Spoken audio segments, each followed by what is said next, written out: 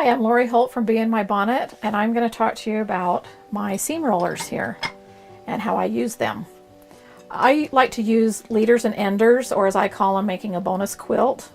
And what that means is when I'm sewing my regular blocks, I will have strips cut of another block, which happens to be my courthouse steps block. And I don't like to waste thread, and so after I'm sewing my regular blocks, like chain piecing my blocks, I will just put one of my leaders and enders under the sewing machine and sew it, leave it under there. That will be a leader, and then I'll sew my regular blocks, and then I'll put another one under as an ender. So instead of just using a little square and putting thread over and over again on it, I might as well be making a quilt, which I call a bonus quilt. So for this block, there's two sides to it. You start with the square and you go like this and press back. So when I'm at my machine, I don't have my iron right there. I just use my seam roller real quick.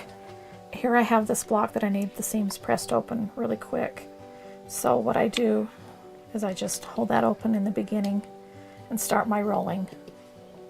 And I just go back and forth a few times, and look how flat that is. Does a great job in replacing your iron when you need just a quick press.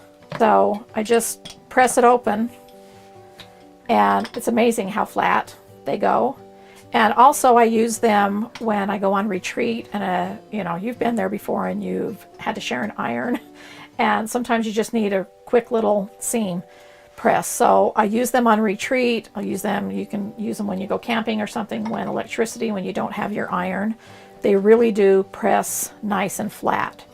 These happen to be vintage, and I just paint the handles in my happy colors.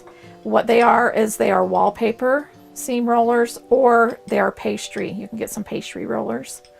And they can come beveled like this, or they'll come flat. And depending on which kind of block you're using, you'll just find, you know, which one works the best. Sometimes the flat ones can press down your seams to, make a dent in the side of the fabric that's away from your seam. But I don't have that problem too much. But if I'm using little blocks, I'll use a narrow one just so that I don't get in the way.